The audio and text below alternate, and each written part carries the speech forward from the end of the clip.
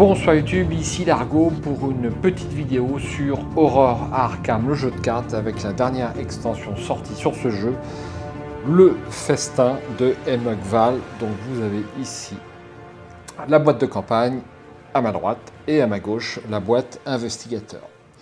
Alors ça fait quelque temps que je n'ai pas fait de vidéo sur Arkham, ça fait peut-être entre 15 et 18 mois, je n'ai pas regardé exactement. La dernière fois que j'ai joué à ce jeu, c'était sur la campagne aux confins de la Terre. Et autant vous dire que cette campagne, eh bien, je ne l'ai pas aimée du tout. Avec le recul, je me rends compte que c'est cette campagne qui m'a fait arrêter le jeu parce que aux confins de la Terre, malgré certaines qualités évidentes, est une campagne trop lourde pour la mise en place.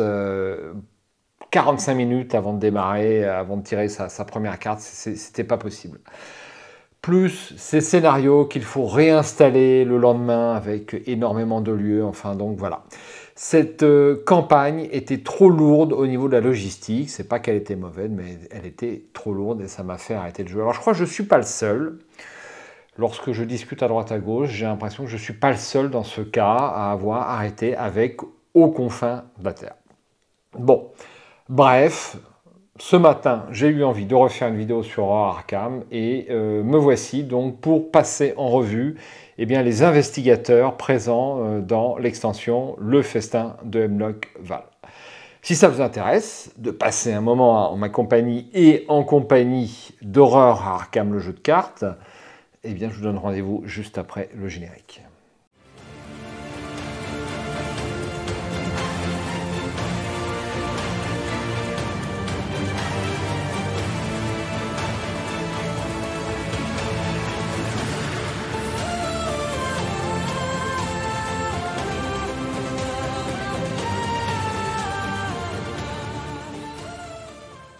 Dans quel état je suis pour faire cette vidéo? Eh bien, écoutez, j'ai l'impression de revoir un vieux camarade que j'ai pas vu depuis 10 ans.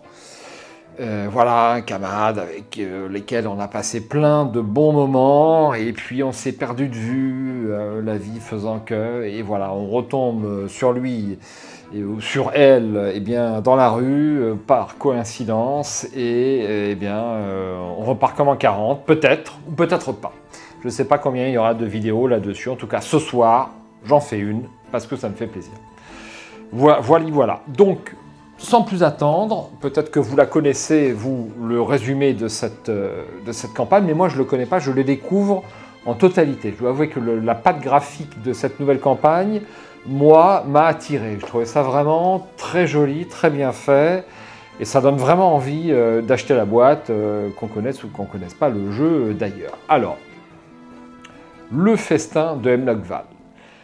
Depuis les profondeurs de la Terre ou l'infinité du cosmos, des horreurs inconnues peuvent apparaître sans crier gare. De terribles monstres nous menacent, des créatures protéiformes, son nom microscopique ou titanesque, et dont la menace reste souvent masquée avant qu'il ne soit trop tard. Il appartient aux quelques braves, à l'intelligence supérieure, aux instincts de survie aiguisés ou dotés d'une chance insolente d'affronter ces horreurs avant qu'elle nous submerge tout à fait. 5 nouveaux investigateurs et investigatrices, etc., etc. Alors, en ouvrant cette boîte, on a déjà quelque chose qui ne m'a pas plu, autant appeler un chat, c'est un compteur pour les jetons maudits et les jetons bénis. Le jeu étant quand même avec plein d'effets et relativement lourd au fur et à mesure que passent les extensions, est-ce qu'il était intéressant pour le joueur qu'il ait à compter le nombre de jetons bénis et maudits qu'il y a dans le sac? Franchement, je ne crois pas, mais ce n'est que mon avis personnel. Donc là, apparemment, on va compter, il y a un petit compteur, là, ça va jusqu'à 12. Alors, je trouve pas très bien fait parce que la roue elle dépasse pas et on a un tout petit peu de mal à la tourner. Bon, c'est léger, hein, mais ça pourrait être mieux, disons. Ça pourrait être mieux. Elle va jusqu'à combien? Elle va jusqu'à 10. Ça va jusqu'à 10, voilà. Donc ça, c'est pour la petite nouveauté technique. On va regarder notre premier investigateur qui est donc le gardien Wilson Richards. L'homme à tout faire, donc 3 dans chacune des caractéristiques, donc ça fait un total de 12. C'est un vagabond Réduisez de 1 le coût en ressources du premier soutien outil que vous jouez à chaque round. Vous gagnez plus 1 vos valeurs de compétences lors des tests de compétences sur des soutiens outils. Signes des anciens, plus 0, vous avez le droit d'échanger un soutien outil dans votre zone de jeu avec un soutien outil dans votre main ayant un coût imprimé inférieur ou égal.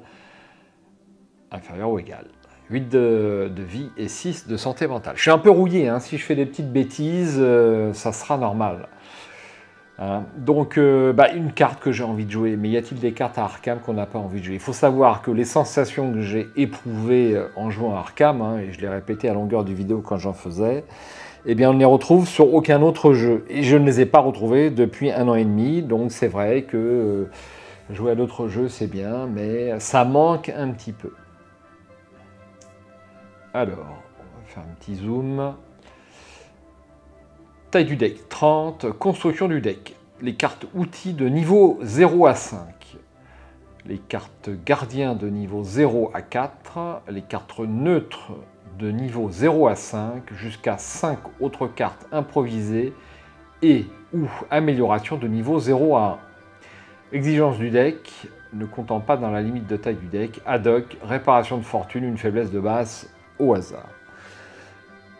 Wilson s'enorgueillit d'avoir toujours le bon outil pour travailler. Une fuite dans la plomberie, il sort sa pince coupe-tube. Un arbre est tombé, voilà une scie à bois. Les propriétaires veulent réaménager leur intérieur, sa masse n'est pas très loin. Mais récemment, son activité dans les environs d'Arkham a pris une tournure étrange. Un jour, des parquets grinçants l'ont mené à des tunnels labyrinthiques. Le jour d'après, un toit endommagé a fait mine de s'effondrer vers l'extérieur plutôt que sur lui-même. Le travail d'un homme à tout faire est de trouver des solutions. Mais lorsque d'horribles créatures s'en mêlent et qu'il faut faire face à des phénomènes inexpliqués, Wilson sait qu'il va devoir compter sur sa créativité pour faire au mieux avec les moyens du bord. Alors, j'ai pas préparé beaucoup la vidéo, mais un tout petit peu quand même. Il y a 51 cartes outils qui existent d'ores et déjà dans le jeu. Hein. Par exemple, trousseau de clés, torche, des petites choses comme ça. Alors forcément, on va jouer avec des cartes outils qui nécessitent un test, puisque sa capacité, c'est d'avoir plus 1, donc de passer à 4, ce qui est une bonne compétence lors des tests de compétences sur les soutiens outils. J'ai déjà envie de jouer avec Wilson Richards, et pourtant les gardiens, c'est pas toujours ma tasse de thé. Sa carte signature, donc c'est une carte improvisée et amélioration, deck de Wilson Richards uniquement, attaché ad hoc à un soutien outil ou arme que vous contrôlez. Réaction, après avoir résolu une capacité action sur le soutien attaché, inclinez ad hoc et défaussez un soutien outil ou arme de votre main. Résolvez une capacité action sur le soutien défaussé en ignorant ses coups.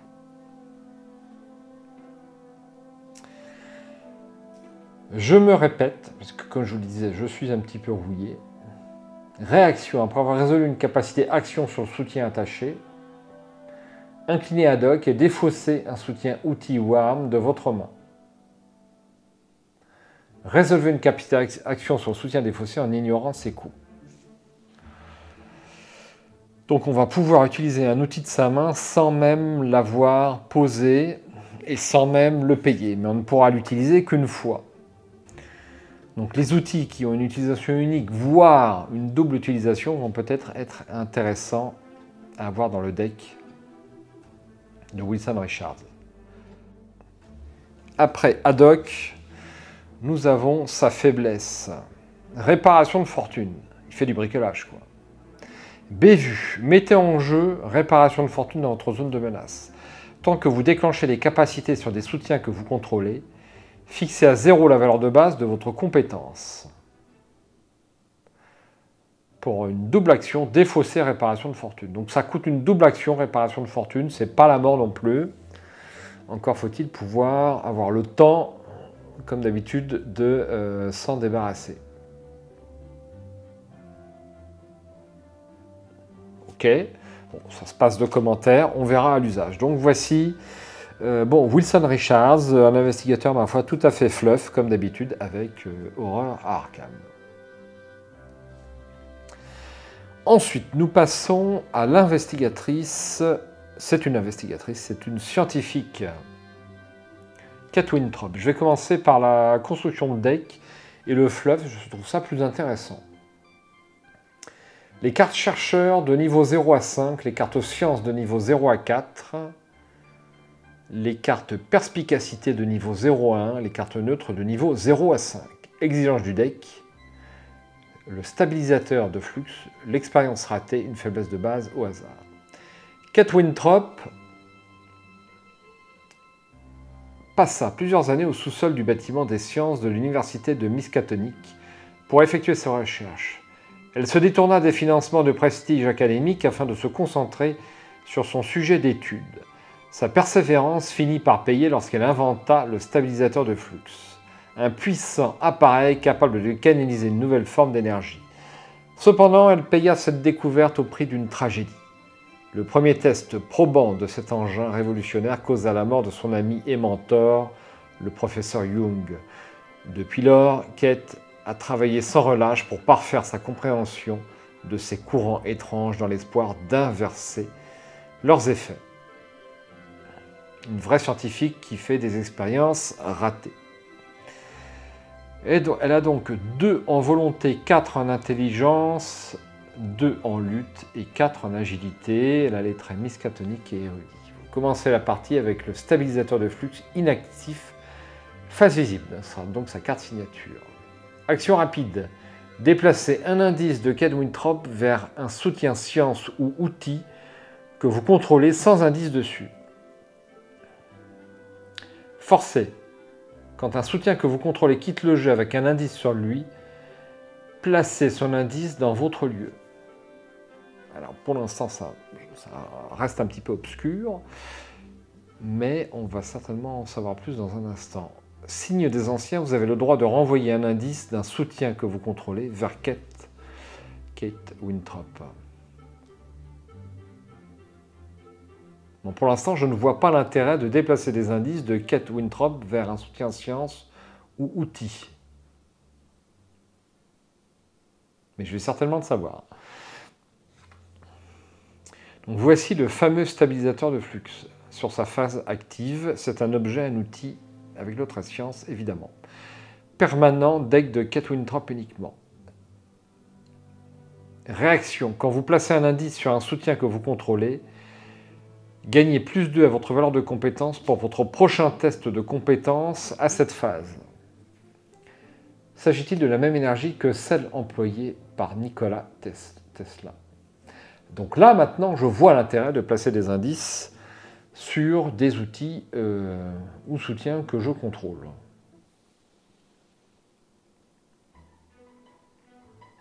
Donc c'est science ou outils. Et donc la phase inactive. Forcé, après qu'un indice a été placé sur le stabilisateur de flux, cherchez un exemplaire de courant éthéré parmi vos cartes liées ou votre pile de défauts et mélangez-le dans votre deck. Retournez le stabilisateur de flux en conservant tous les pions et attachements.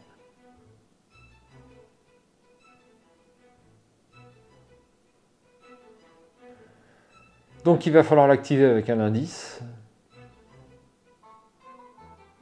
Et on va aller chercher les cartes éthérées. Alors, il y en a 2. Les voici. Alors, c'est une carte liée, bien sûr, à jouer uniquement si le stabilisateur de flux est sur sa face active. Combattre. Déplacez tous les indices des soutiens que vous contrôlez vers Kate Winthrop. Pour cette attaque, vous avez le droit d'utiliser l'intelligence à la place de la lutte. En cas de réussite, et si l'ennemi attaqué est non élite, vous pouvez l'incliner et le déplacer vers n'importe quel lieu. Piochez une carte, retournez le stabilisateur de flux en conservant tous les pions et attachements. Donc ça, c'est le courant éthéré Yugot et on en a une deuxième. Échappez à, déployer tous les indices. Déplacez tous les indices des soutiens que vous contrôlez vers Kate Winthrop. Pour cette tentative d'évasion, vous avez le droit d'utiliser l'intelligence à la place de l'évasion. À la place de l'agilité, pardon. En cas de réussite, et si un ennemi auquel vous échappez est non élite, mélangez-le dans le deck rencontre. Piochez une carte, retournez le stabilisateur de flux, en conservant tous les pions et attachements. Bon, ça me paraît assez scientifique comme mécanique. Je sens que ça ne va pas être simple pour moi à maîtriser, mais je joue assez rarement chercheur. Sachez-le.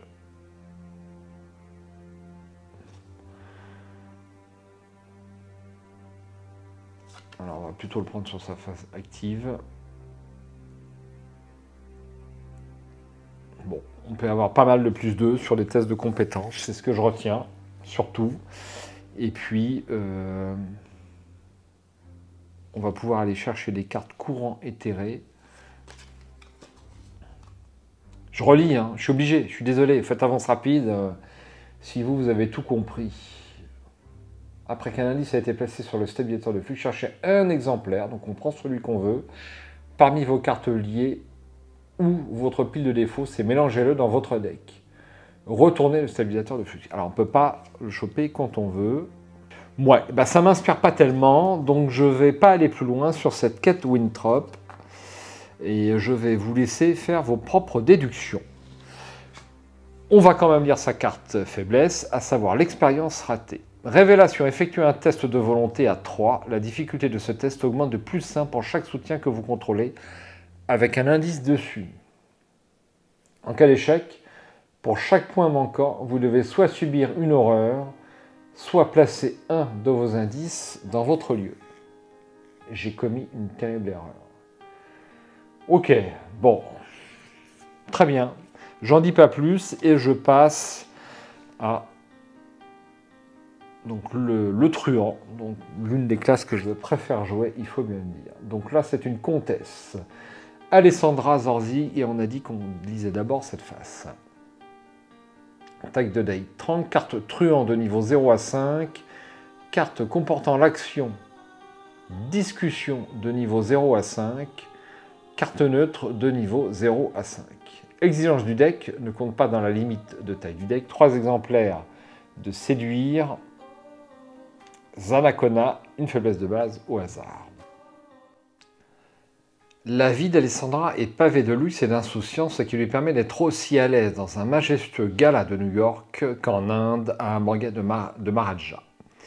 La comtesse a goûté à tous les plats, tous les cocktails et toutes les femmes de Marrakech à Chicago. Cependant, son titre de noblesse n'a rien de légitime. En coulisses, Alessandra utilise cette couverture pour écumer les galeries d'art, visiter les banques et s'inviter dans les cœurs des gens riches et frivoles. Sa langue bien pendue l'a conduite dans de nombreux pétrins et l'a sortie d'au moins autant.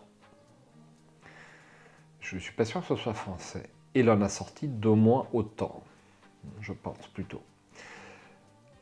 Son nouvel emploi auprès du ténébreux Zamakona vient d'amener Alessandra à Arkham dans le Massachusetts. La comtesse découvre que les fastes de la haute société recèlent une noirceur bien plus inquiétante que ce qu'elle avait imaginé jusque-là.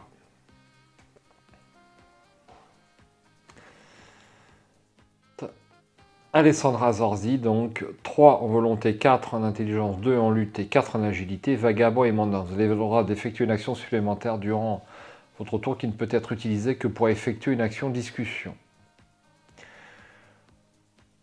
Signe des anciens, plus 2 en cas de réussite, choisissez un ennemi non élite dans votre lieu ou dans un lieu connexe, révélez, échappez automatiquement à cet ennemi. Donc ce qui permet d'incliner un ennemi à distance, ça peut être pratique. 7 points de vie et 7 points de santé mentale. Alors, sans plus attendre, voyons sa carte signature. Donc, il y en a 3. C'est la carte séduire. Illustration très sympa. C'est une ruse. C'est une carte rapide à jouer uniquement lors de votre tour. Attachez séduire à un ennemi non élite dans votre lieu. Action, discussion, soit vous déplacez l'ennemi attaché vers un lieu connexe révélé, soit vous effectuez une action échappée à ou enquêter basique dans son lieu. En cas d'échec d'un test de compétence, lorsque vous résolvez cette capacité, Défausser séduire, vous avez le droit d'activer cette capacité depuis n'importe quel lieu. Alors là, pour le coup, une mécanique que je trouve assez intéressante et assez fluide, et pour le coup très fluff. Très sympa. Voyons quand même sa carte faiblesse. Ça sera Zamakuna, donc son nouvel employeur. C'est un ennemi avec 3 en lutte, 3 points de vie et 3 points d'agilité. Humanoïde et criminel. Il est furtif. Alors furtif, c'est un nouveau mot-clé. On va le voir juste après. Génération. Lieu.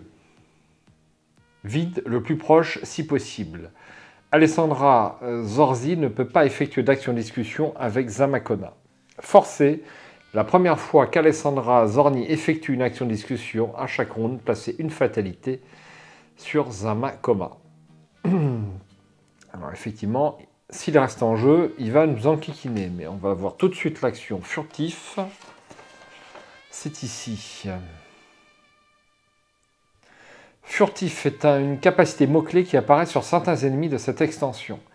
Les ennemis furtifs cherchent à éviter les investigateurs afin de survivre ou d'accomplir leurs propres objectifs.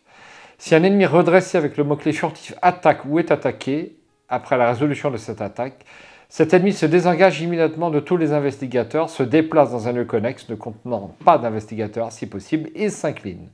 Cet effet se produit même si l'ennemi n'était pas engagé avec l'investigateur attaquant. Donc cet ennemi fuit, et dès qu'il est attaqué, il fuit également à côté. Donc autant dire que ça va être des ennemis anguilles qui vont nous filer entre les doigts et qui vont, c'est leur mécanique, rester en jeu pour nous empoisonner la vie. Ma foi, c'est assez intéressant. Voici le premier ennemi furtif que l'on rencontre.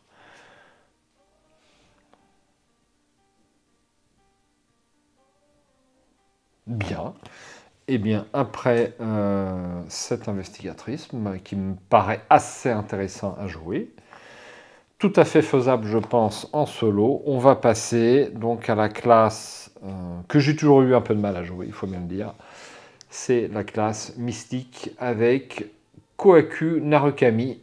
Alors, je vais plutôt lire cette face-là, c'est mieux. La construction du deck, ce sont les cartes bénies de niveau 0 à 5, les cartes maudies de niveau 0 à 5, les cartes occultes de niveau 0, les cartes mystiques de niveau 0 à 3 et les cartes neutres de niveau 0 à 5. Alors heureusement qu'on a ArcaneDB pour faire les decks, parce que ça fait quand même un certain nombre de contraintes à retenir, et ArcaneDB le fera pour nous. Exigence du deck, donc le livre des mythes vivants, et Yuri Pornicha, une faiblesse de base au hasard. Au sein de la Arkham Historical Society, tout le monde connaît le rire tonitruant de Kohaku et les récits pénétrants de ses histoires horrifiques. Qu'il s'agisse du yokai de sa maison d'enfance, non loin de Tokyo, ou des étranges créatures qui hantent les bois d'Arkham. Cet excentrique folkloriste racontait à qui voulait l'entendre que l'étude et la publication de l'existence de ces phénomènes constitueraient son œuvre majeure. Mais une fois de retour chez lui, accompagné de Gabriel, son partenaire, il entendit les sanglots de l'esprit même qui hantait son père. Depuis ce jour, il craint que son œuvre majeure ne lui accorde plus jamais une seule nuit de repos.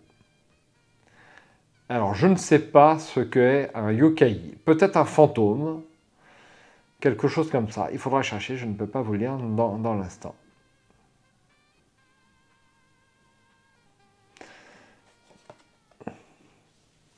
4 en volonté, 4 en intelligence, 3 en lutte et 1 en agilité. C'est un érudit béni et maudit. Réaction, début de votre tour, ajoutez un pion béni ou maudit à la réserve du chaos en choisissant les moins nombreux. En cas d'égalité, vous décidez. Ou retirez 2 pions bénis et 2 pions maudits de la réserve du chaos pour effectuer une action supplémentaire à ce tour. Alors, on va avoir une action supplémentaire tous les 4 tours. Ça paraît pas exceptionnel, mais bon. Signe des anciens, plus 2, ajoutez un pion béni et un pion maudit à la réserve du chaos. Pourquoi ne pas accueillir l'inconnu avec émerveillement plutôt qu'avec peur? 6 points de vie et 8 points de santé mentale. Bon, vu comme ça, moi ça ne m'inspire pas des masses, mais bon.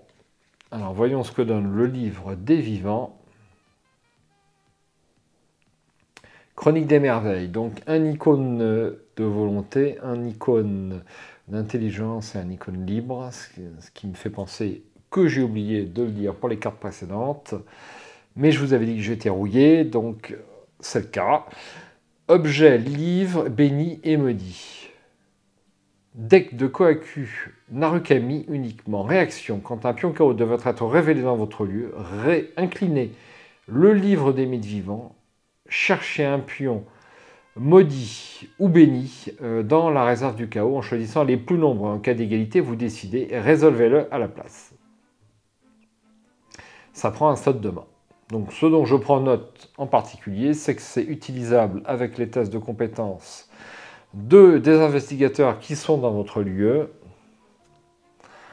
Et ça peut être intéressant à jouer en multi, mais en solo, ça ne m'inspire pas du tout. Donc je ne vais pas vous en parler plus que ça. Et je vais passer donc à sa carte faiblesse qui est le Yurei Planichard. 2 points de lutte, 2 points de vie et 2 points d'agilité. C'est un monstre et guest. Distant et furtif, rien que ça.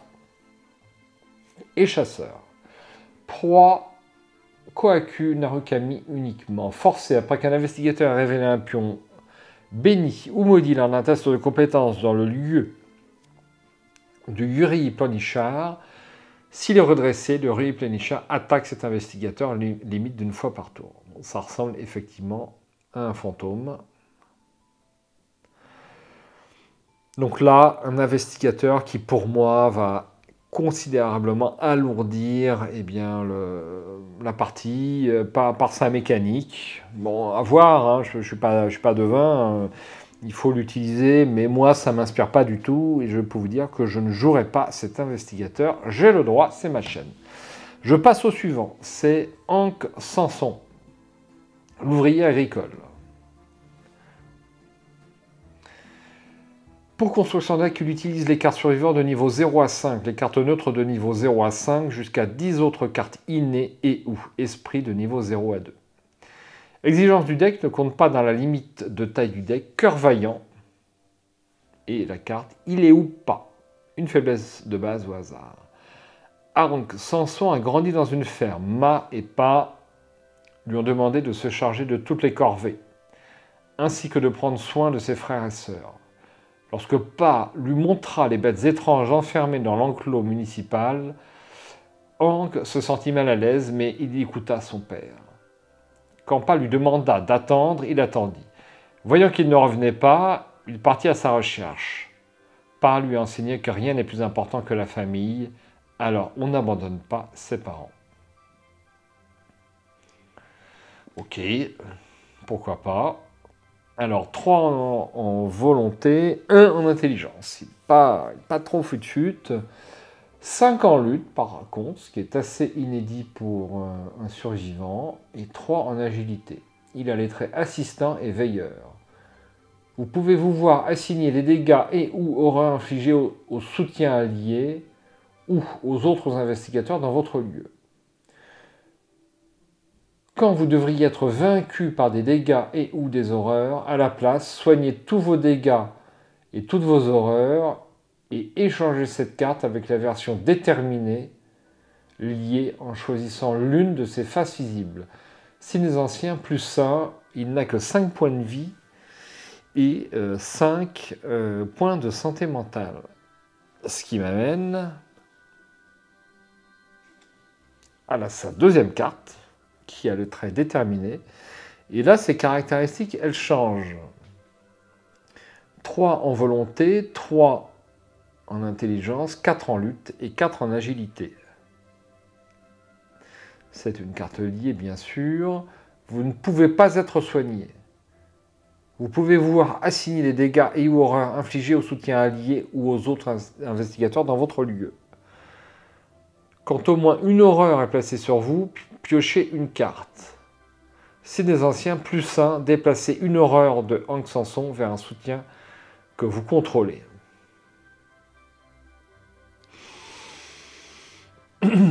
Eh bien, ça me rend super perplexe. Qu'est-ce qu'il y a de l'autre côté? Ah ben, on choisit la face que l'on veut, en fait.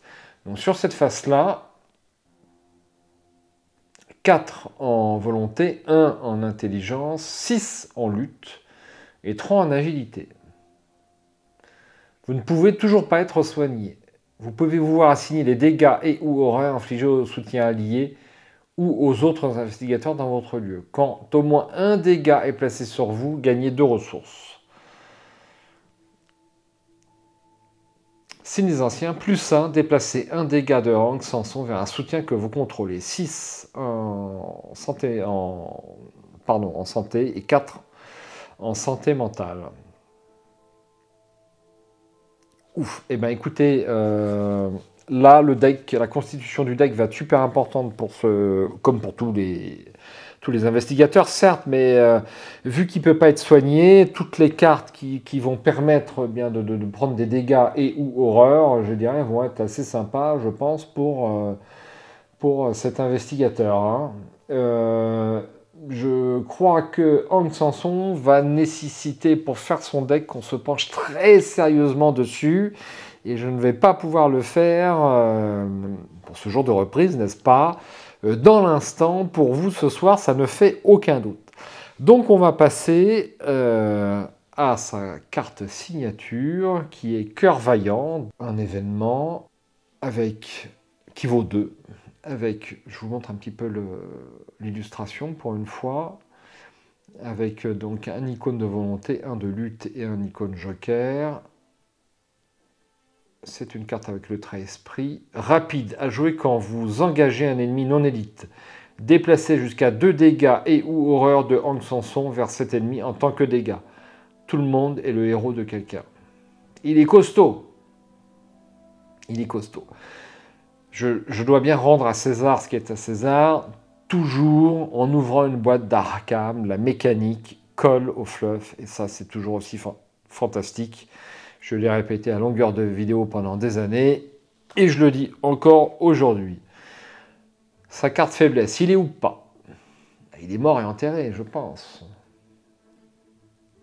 Révélation, défausser les cartes du dessus du deck rencontre jusqu'à ce qu'un ennemi soit défaussé.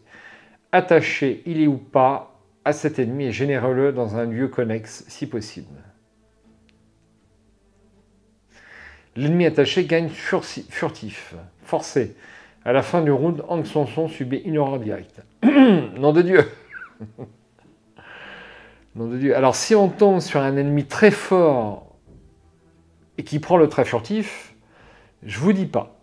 Je vous dis pas comment ça va être collant. Donc là, je suis perplexe pour jouer ce Hank Sanson à cause de sa carte faiblesse qui, moi, m'apparaît un peu lourde. Voilà, tout est intéressant. Alors, on va pas se quitter sans jeter un œil sur le texte de la nouvelle campagne, donc qui, normalement, j'espère, jouer un petit peu prochainement. Donc, attendez, je montre quand même en gros plan l'illustration qui est magnifique. On a un travail sur les couleurs, moi, que je trouve super. Et puis, les dessins, les personnages sont intrigants. On se demande ce qui se passe. Donc moi, cette boîte-là, tout de suite, j'ai eu envie de l'acheter. Extension campagne, le festin de Hemlock Val. Puis je vis par moi-même à l'ouest ce sombre enchevêtrement de gorges et de pentes. Je me posais plus de questions, excepté sur son antique mystère. H.P. Lovecraft, la couleur tombée du ciel. Quand le docteur Rosa Marquez, la célèbre botaniste, reçoit un curieux échantillon provenant de Hemlock Hill, une île étrange et isolée, son instinct la prévient que quelque chose ne tourne pas rond. Suite aux recommandations d'un ancien collègue, elle vous invite à rejoindre son équipe d'exploration. Une fois sur l'île, rien n'aurait pu vous préparer à ce que vous y trouvez. Une vie sauvage sanguinaire en proie à d'incroyables mutations et une présence extraterrestre malveillante hante chaque recoin de ce territoire mystérieux. Pendant votre séjour, ces habitants terminent les derniers préparatifs de leur festival, apparemment inconscients du danger qui les guette. Vous ne disposez que de 3 jours pour découvrir ce qui se terre sous Hemlock Val avant que sa population ne rencontre un sort funeste. Le festin de Hemlock Val est une extension campagne qui permet à 1 à 4 investigateurs de se rendre à Hemlock Isle, une île nimbée de mystères qui ne s'est ouverte que très récemment aux visiteurs. Pendant la journée, vous tisserez des liens avec la population locale et explorerez l'archipel. Vous seul déciderez de vos rencontres et de vos actions. Mais lorsque le soleil se couchera, l'île deviendra un piège mortel dominé par d'étranges créatures sauvages et affamées. Saurez-vous découvrir les secrets de Hemlock Isle en seulement 3 jours, ou serez-vous dévoré lors du futur festin? Tout un programme. Menez librement l'enquête. Chaque jour, choisissez une nouvelle zone de Hemlock Isle à explorer. Et chaque nuit, découvrez de nouvelles horreurs, de jour ou de nuit. Les scénarios peuvent se jouer de jour comme de nuit. Suivant vos choix, vous n'affronterez ni les mêmes monstres, ni les mêmes traîtrises. Et les lieux vous réserveront de nouvelles surprises. Une communauté vivante, excusez-moi. Tissez des liens de confiance avec les habitants de Hemlock Isle, car chaque relation que vous entretenez peut avoir un impact sur les scénarios à venir. Bien. Est-ce qu'on ouvre la boîte vite fait? Allez, on ouvre la boîte vite fait pour voir ce qu'il y a dedans. Alors, pour le coup, maintenant, ce sont des boîtes de super qualité que j'ai un mal de chien à ouvrir. Alors, on a un plantureux livret d'aventure. J'espère que ça ne sera pas aussi, au niveau de la mise en place, aussi lourd qu'aux confins de la Terre, bien entendu. Donc là, vous en avez pour votre argent. Ça coûte 60 €, mais avant que vous soyez arrivé au bout de tout ça, je ne vous dis pas. Ok, et puis nous avons, eh bien, comme d'habitude, plein de cartes.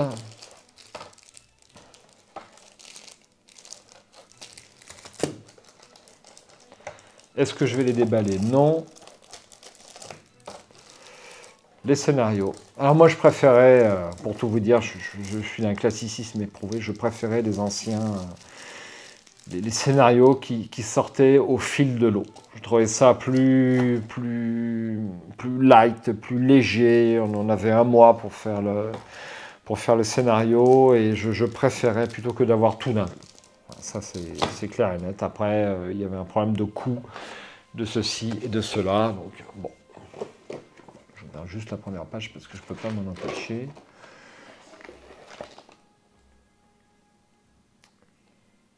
Il y a l'air d'avoir du boulot. Hein. Eh bien, ça sera pour très prochainement. Alors, le très prochainement, le plus vite possible, mais j'ai également... Je vous fais un petit tour ici. Regardez ce que j'ai reçu ici. Donc ça m'intéresse beaucoup aussi, forcément. Et je ne sais pas lequel je vais faire en premier. La 7e citadelle.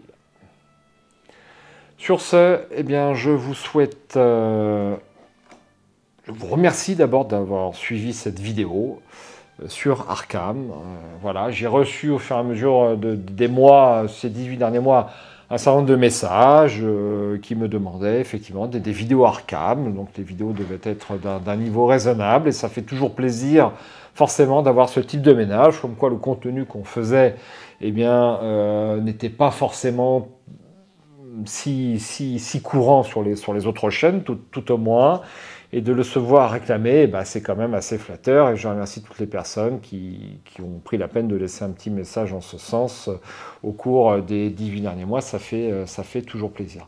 Donc je ne sais pas ce qu'on fera sur la chaîne. Toujours est-il que Arkham me manque, c'est un fait.